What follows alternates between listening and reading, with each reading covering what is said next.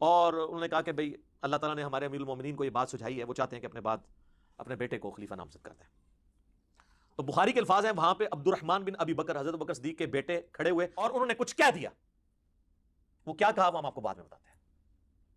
آگے بخاری کے الفاظ چلتے ہیں کہ مروان بن حکم نے کہا پکڑو اس کو، تو پتہ چل گیا کوئی چوبے والی بات کی۔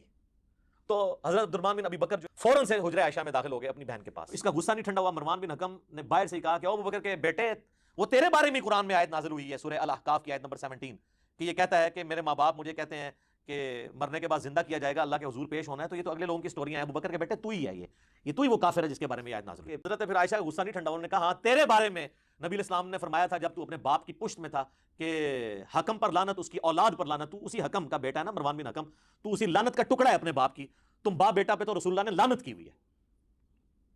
اور ان کو مدینہ بدر کر دیا تھا نبی علیہ السلام نے۔ حضرت عثمان کے رشتہ دار تھے، پورا زور لگایا، حضرت ابوبکر نہیں مانے، حضرت عمر نہیں مانے۔ پھر جب حضرت عثمان خلیفہ بنے تو انہوں نے حسن سلوک کی وجہ سے ان کو لے آئے، اور پھر یہی باپ بیٹا گاٹے فٹ ہو گئے۔ حضرت عثمان کی شہادت کا سبب یہی مروان بنا ہے، پھر حتیٰ کہ انہوں نے اپنی بیٹی کا رشتہ بھی کر دیا، اور اس پہ ترا وہ فدق بھی اس کے حوالے کرتا ہے۔ میں لفظ استعمال کر رہا ہوں، کسی کو شاید یہ برا لگ رہا ہو کہ جی اجتہادی غلطی کیوں کہہ رہا ہے، اس لیے کہ اوورآل ان کا جو سٹانس ہے نا وہ ریلیجن کو سپورٹ کرنے والا ہے۔